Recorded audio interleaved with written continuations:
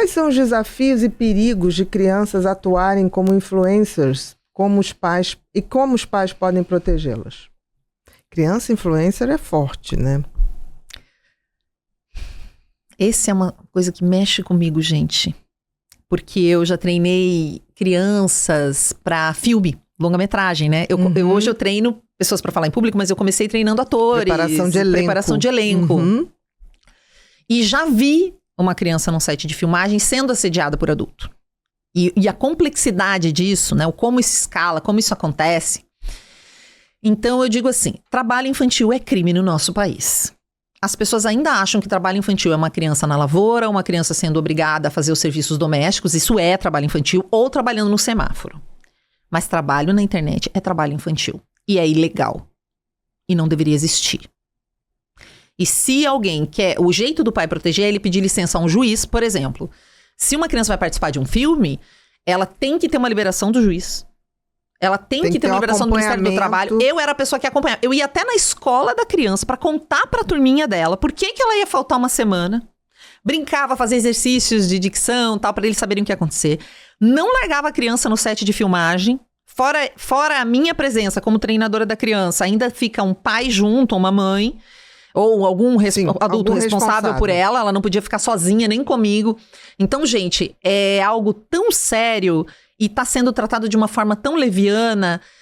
E pra ganhar, e por causa de uma mentira de que você vai ficar rico na internet, pra ganhar 2 brusinhas, você tá expondo os seus filhos. Eu entendo que a miserabilidade na qual o nosso povo se encontra faz com que isso aconteça, com que a gente tente comercializar crianças. Porque isso é comércio de criança. Influencer mirim é comércio de criança. Essa é a minha opinião, desculpa. Aí, pais que tem influencers mirins. Tem uma policial que explora a imagem das filhas, faz elas chorarem, sabe? É uma falta de noção tão grande. Porque é disso que a gente tá falando. A gente não tá falando de um influencer mirim, a gente tá falando de um pai que faz ceninhas... Que constrói uma ideia, um personagem. E isso é muito ruim pra criança, no sentido assim... Antigamente, uma criança que participa de uma novela...